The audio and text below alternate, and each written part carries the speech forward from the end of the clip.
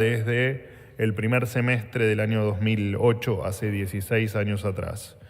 De esta forma queda consolidada el ancla fiscal del programa económico del ministro Caputo y de, por supuesto, su equipo económico.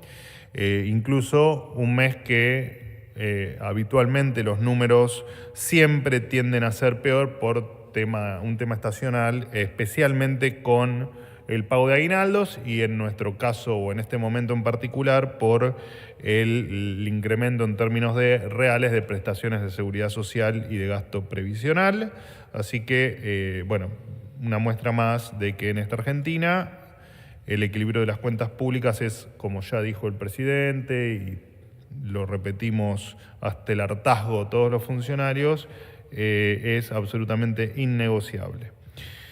En otro orden de cosas, comentarles que hoy se reglamentó el nuevo pacto fiscal, la medida acompañada por el Poder Legislativo con la Ley 27.743 de medidas fiscales paliativas y relevantes, va a permitir a los contribuyentes argentinos regularizar bienes y activos adquiridos en el país y en el exterior. Esta es la primera regularización de patrimonio de la historia argentina que se da en este contexto, o en un contexto como el que estamos atravesando hoy, con estabilidad jurídica, inflación a la baja, superávit fiscal, superávit financiero, reducción del gasto público, reducción del impuesto a los bienes personales, todo al mismo tiempo, sumado también que la expectativa de lo que viene hacia adelante es absolutamente prometedora y distinta o diferente o con otra contundencia que la que tuvo o la expectativa que se tenía en otros momentos donde se han impulsado los diferentes blanqueos a lo largo de la historia argentina. Por supuesto que esto va en línea con quitarle el peso, seguirle quitando el peso del Estado a los contribuyentes. El nuevo pacto fiscal, por supuesto, es para todos aquellos que escaparon de las garras de la política y del cambio de reglas permanentes que hubo en Argentina.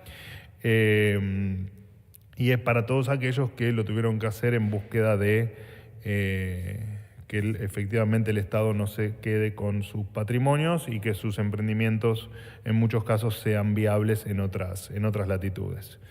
En esta nueva Argentina, como decimos siempre, estamos haciendo todo para que lo que cada uno produce con su trabajo, con sus emprendimientos, con sus empresas, con su riesgo, sea precisamente de cada uno de quienes toman ese riesgo o que toman esa decisión o que llevan adelante ese sacrificio por producir algo para sí mismo. Bien, y además porque claramente nosotros creemos que aquellos que emprenden e invierten, a diferencia de otros momentos de la Argentina, nosotros realmente consideramos que son héroes y que han sido héroes siempre.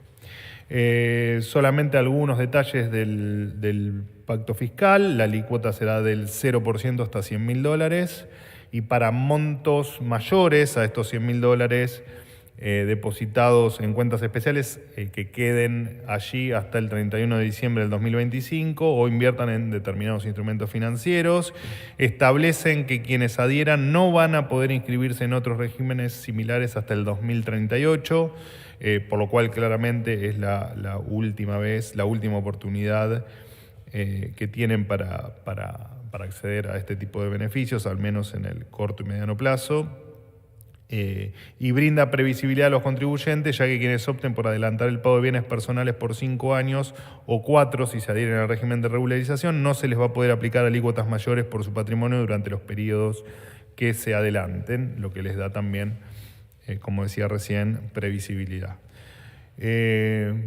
Por supuesto, esto es una leve introducción. Los equipos técnicos, tanto de AFIP y comandados por el ministro, los de Economía, comandados por el ministro Caputo, y los equipos técnicos de AFIP, comandados por su titular, van a estar dando detalles a periodistas especializados de los diferentes medios. Un grupo de ellos fue citado para hoy después de mediodía, en torno a creo que a las 2 de la tarde.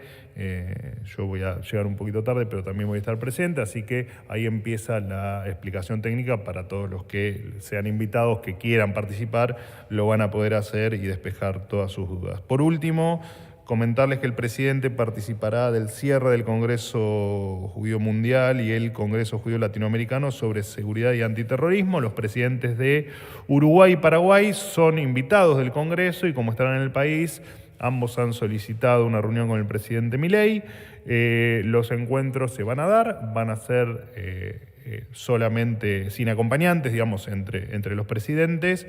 El presidente el presidente Milei recibirá a su par uruguayo, Luis Lacalle Pou, en Casa Rosada en torno a las 16 horas y al presidente de Paraguay, Santiago Peña, con él se va a encontrar en el Hilton, en el marco de este congreso, después de que el propio presidente hable también en torno a las 19 horas del día de hoy. Listo, eso es todo, los escucho. Hola Manuel, ¿qué tal? ¿Cómo estás? Jaime Rosemer, de La Nación. Bien, consultarte justamente sobre este último punto. ¿Qué expectativa tiene el gobierno en relación a la bilateral con Luis Lacalle Pou? ¿Quién pidió la reunión? Un poco lo contestaste, pero para reafirmarlo. Y si quedó algún resquemor por la queja del presidente de Uruguay por la ausencia del presidente Milei en la cumbre del Mercosur en Asunción, que dijo, bueno, tendrían que estar acá todos los presidentes, fue creo la frase que usó. Gracias. No, ninguno, pero no fue una crítica, digamos, fue una descripción válida y en la que por supuesto también consideramos que así debió ser, pero lo cierto es que por temas de agenda no se pudo dar, así que es por supuesto la opinión del presidente y del presidente uruguayo y la respetamos, pero no, de ninguna manera ha quedado ningún resquemor. No debió haber quedado tampoco ningún resquemor. No solo que no quedó. Fue motivada por los presidentes, en virtud, te decía, de su paso por la República Argentina. Y no, efectivamente, como la solicitaron ellos, esa, digamos, agenda abierta, después les contaremos en tal caso qué es lo que ocurrió en esas reuniones, que como te decía van a ser a solas entre ambos presidentes, tanto en la reunión con su par uruguayo como en la reunión con su par del país vecino, Paraguay. Buen día, Manuel. Cecilia Camarano para Ámbito. Quería consultarte sobre las declaraciones del empresario textil Teddy Karagossian, quien en una entrevista se mostró bastante crítico del rumbo económico y dijo, entre otras cosas, no vislumbro la recuperación y no va a suceder. Quería saber cómo... ¿No me repetís? No te escuché la última parte. Dijo, no vislumbro la recuperación okay. y no va a suceder. ¿Cómo tomaron estas declaraciones al interior del gobierno y si Karagossian va a seguir formando parte del Consejo de Asesores del presidente? Gracias. Bueno, esa será una decisión que todavía no ha tomado el presidente ni el jefe de asesores, Demian Reidel. Y la verdad es que yo me enteré por las redes. Bueno, no, nada, es la opinión de él y la respetamos como tal. Y por supuesto que toda persona que diga que la recuperación no se va a ver nunca, claramente no coincidimos por varias razones, pero entre ellas que efectivamente, más allá de que estamos convencidos de lo que estamos haciendo, entendemos que hay algunos puntos que ya los he mencionado acá, donde esa reactivación o ese rebote, pónganle el rótulo que mejor les parezca, está ocurriendo. Nada, lo tomamos como, por supuesto, una opinión más con la que no estamos de acuerdo. ¿Qué tal? Buenos días. Hola, Manuel. Fabián. ¿Cómo estás? Fabián Guarme para FM La Patria.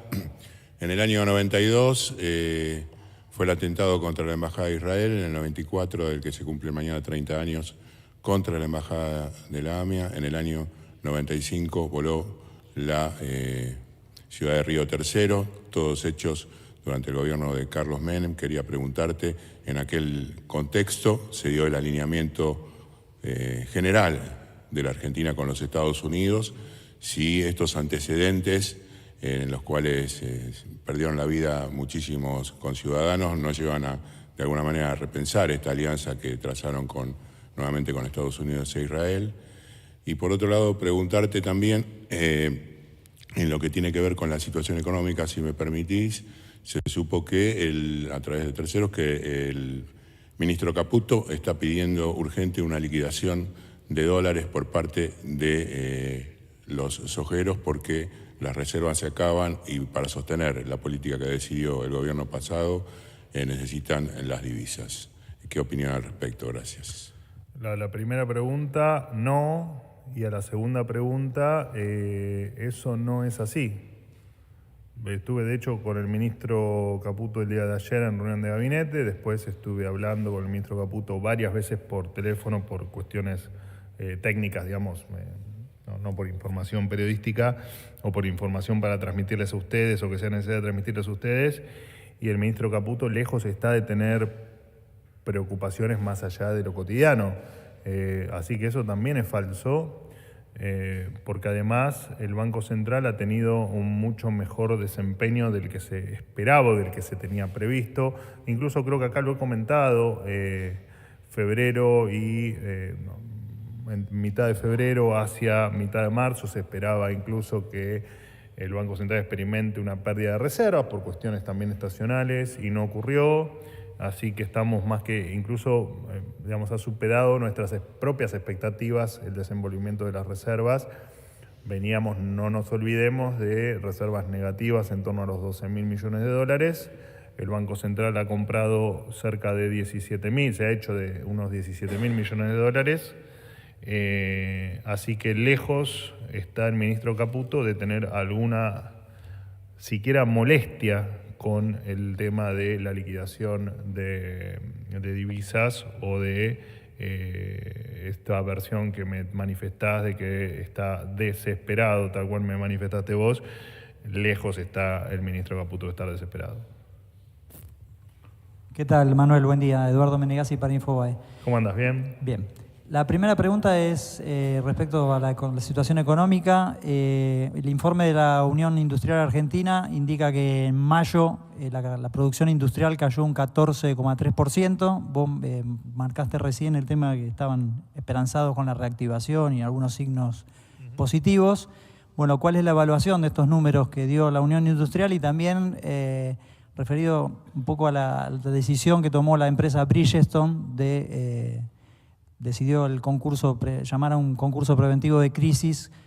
¿Cómo evalúan esta decisión que afecta a 1.500 trabajadores en un principio y que podría extenderse a otras ramas de la industria? Gracias. Bueno, no, de hecho lo aclaré recién. Le dije a tu compañera, y lo he dicho creo que ayer o antes de ayer también cuando me lo consultaron, vemos algunos puntos de rebote. Claramente eso no está generalizado pero esperamos que a medida que vayan pasando las semanas ese rebote se vaya profundizando.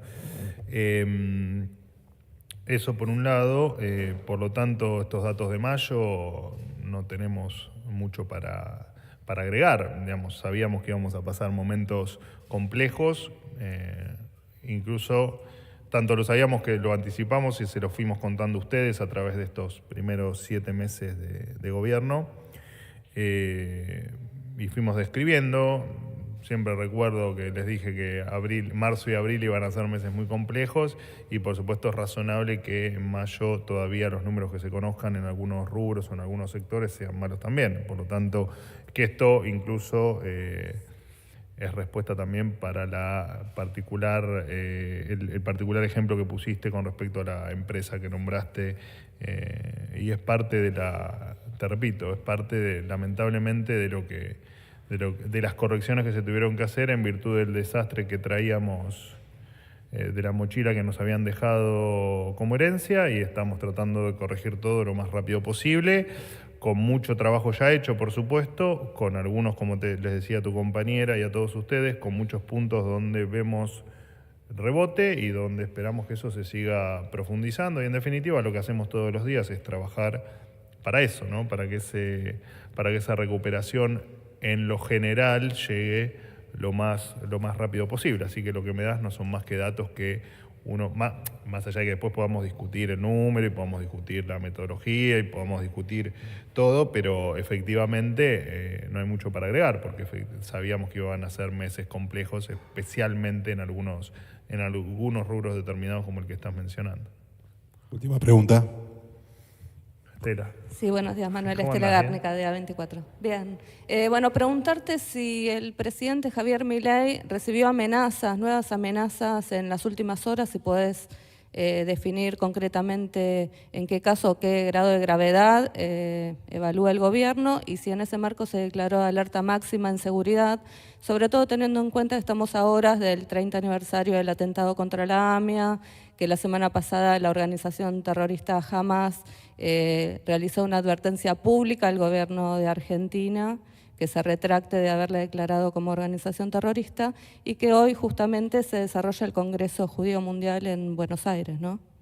¿Qué medidas están tomando y si hay alerta máxima? Gracias. No, de hecho no hubo ninguna amenaza al presidente Milei por parte de ninguna organización terrorista y en tal caso hubo alguna versión que hicieron correr algún periodista o algún medio sobre que se había modificado la seguridad del presidente. Y lo cierto es que la seguridad del presidente se modifica todos los días de acuerdo a la agenda y de acuerdo a sus movimientos y de acuerdo a al tipo de lugar o a la infraestructura de los lugares a donde va. Por lo tanto, no hay ningún cambio en su seguridad más que los que habitualmente hay todos los días en virtud de sus movimientos. Así que no hubo ninguna amenaza al presidente por la que estemos efectivamente cambiando la seguridad. Sí, claro. Sí, bueno, yo puedo confirmar con otras fuentes de Casa de Gobierno que sí hay alerta máxima, por eso te preguntaba justamente si lo podés. Bueno. Sé que no se pueden dar detalles justamente por temas de seguridad. Por temas de seguridad. Pero muy bien, muy bien.